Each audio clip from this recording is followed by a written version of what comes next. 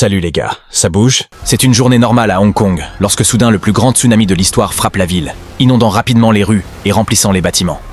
Les gens fuient et paniquent en essayant de trouver un endroit sûr où se cacher. Mais l'eau est plus rapide qu'eux. Seuls celles et ceux qui réussissent à atteindre un étage suffisamment haut survivent, et Hong Kong perd la majorité de sa population en seulement quelques heures. 5 ans plus tard, Asha fait encore des cauchemars de l'horreur qu'elle a vécue ce jour-là. Cependant, chaque matin, elle refoule sa peur et continue à avancer pour survivre. Elle vit dans un immeuble en hauteur en ruine, et elle utilise les débris pour cacher ses affaires des ennemis potentiels. Elle fouille depuis des années tout ce qui peut être utile pour l'eau, et a créé des cachettes un peu partout dans l'appartement, comme un trou sous les coussins du canapé. Chaque matin, elle monte sur le toit pour récupérer de l'eau propre de sa réserve secrète, également soigneusement cachée. Après avoir bu un peu de thé, elle écoute la radio, mais elle ignore le message enregistré qui informe sur un abri gouvernemental avec des provisions et choisit plutôt la musique. Elle prend soin d'utiliser des écouteurs pour éviter de faire du bruit supplémentaire. Ensuite, elle utilise une serviette pour recueillir la rosée matinale, qu'elle ajoute à son stock de bouteilles d'eau. Elle mesure aussi toutes les bouteilles pour suivre la quantité d'eau propre qui lui reste. Et elle ne peut s'empêcher de s'inquiéter, car il n'a pas plu depuis un moment. Une fois ses corvées terminées, elle mange des nouilles instantanées, en se remémorant les magnifiques restaurants avec leurs délicieux plats qu'elle fréquentait avec ses amis. Ensuite, Asha utilise des jumelles pour surveiller les environs. Seuls les sommets des bâtiments sont visibles dépassant de l'eau et, de temps à autre, ces bâtiments commencent à s'effondrer. Elle s'assure aussi que les quelques voisins survivants soient encore dans leurs appartements. Soudain, elle aperçoit une boîte flottant sur l'eau et se précipite vers une autre fenêtre où elle a installé un mécanisme artisanal de harpon pour fouiller. D'un coup rapide, elle parvient à attraper la boîte. Mais lorsqu'elle essaie de la tirer, quelque chose dans l'eau l'entraîne vers le bas, la faisant heurter le bord de la fenêtre et lui blessant le bras.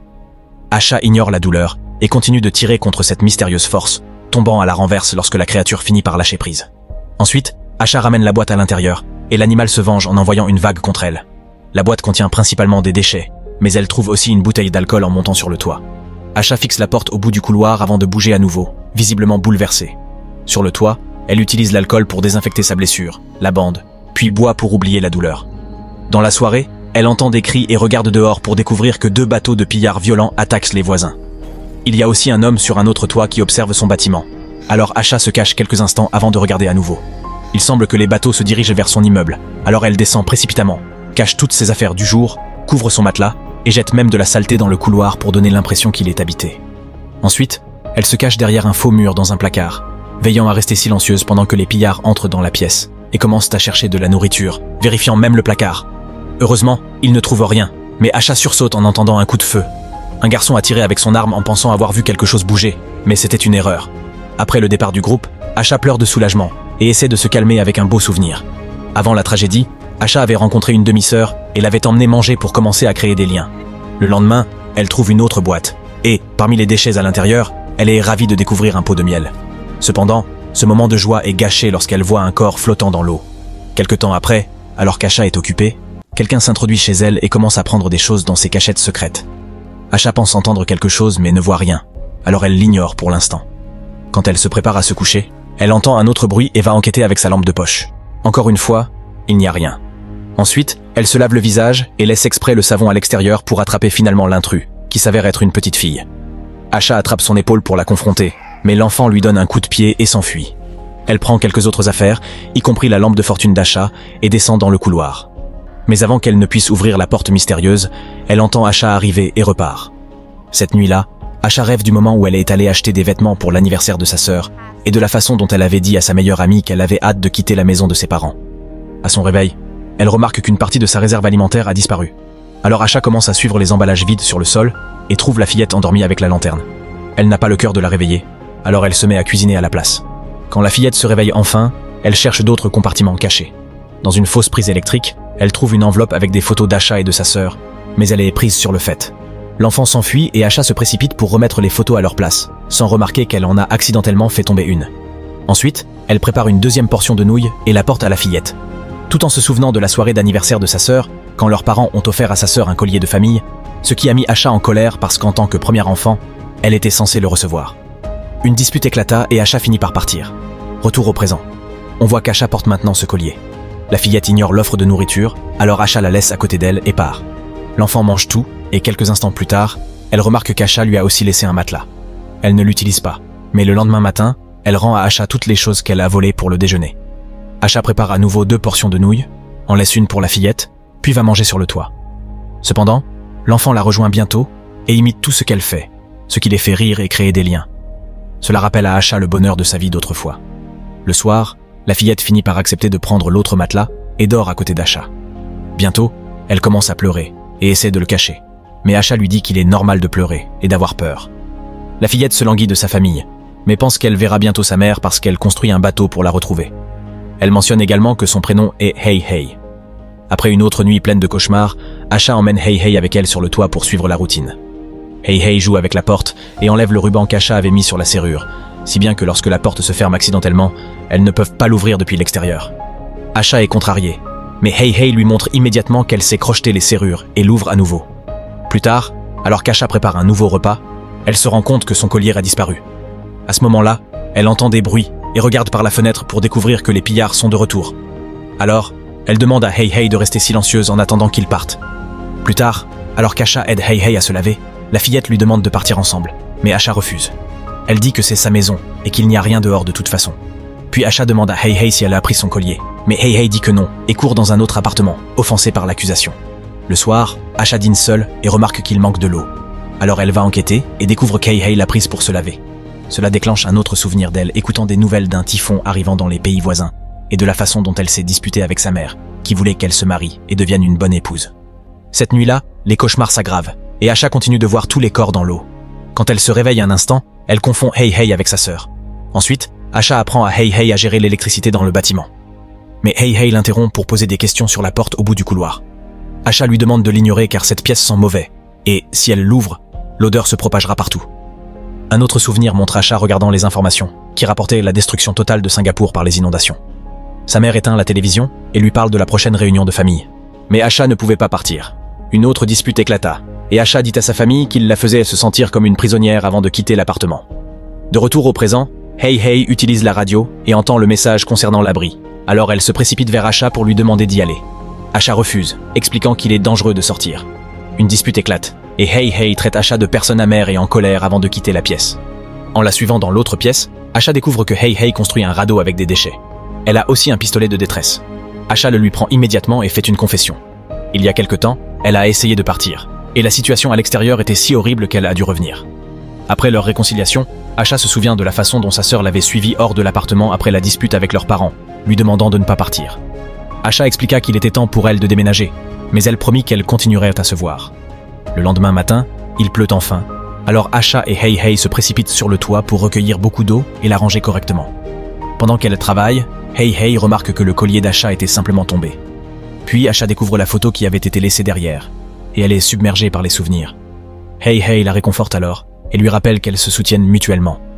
Quand Asha va se coucher, elle est surprise de trouver quelque chose sous son oreiller.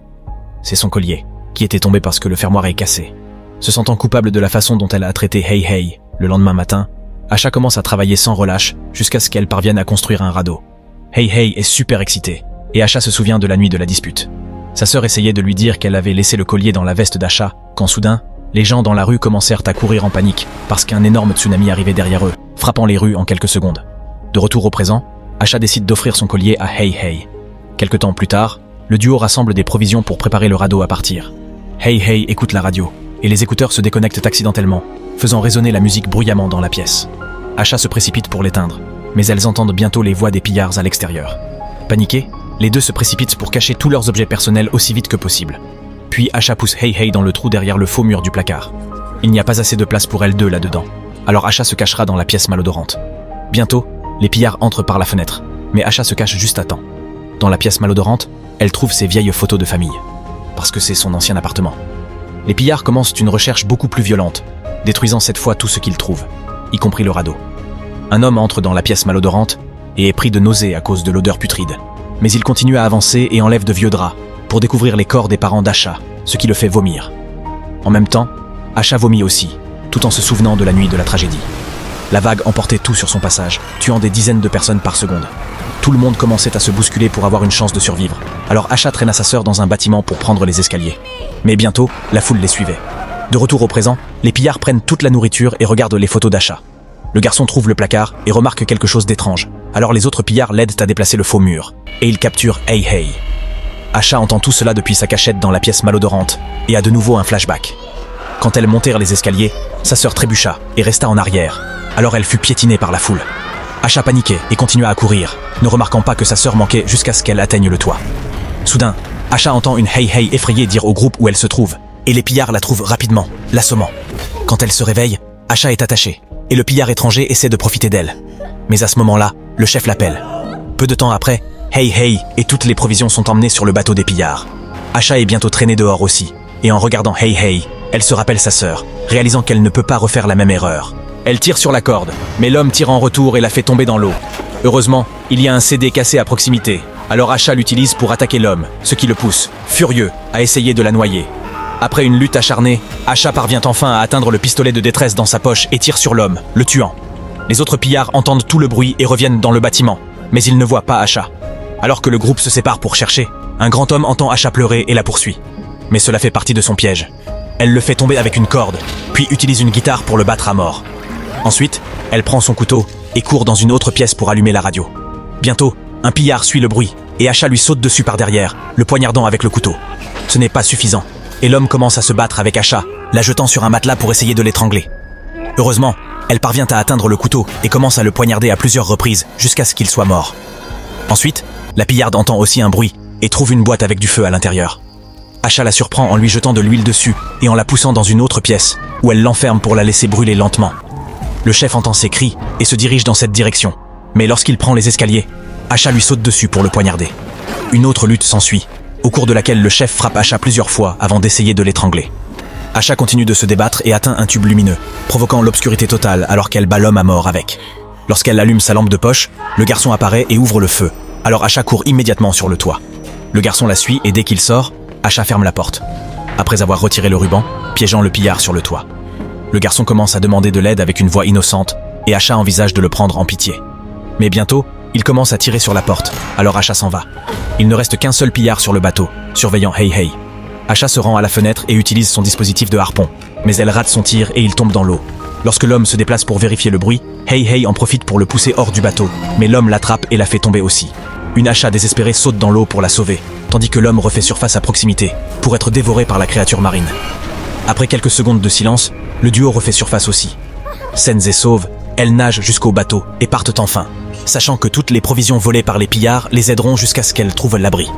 Cette nuit-là, Asha dort enfin sans cauchemar. Assurez-vous de vous abonner et d'activer les notifications pour regarder plus de vidéos comme celle-ci. Merci d'avoir regardé.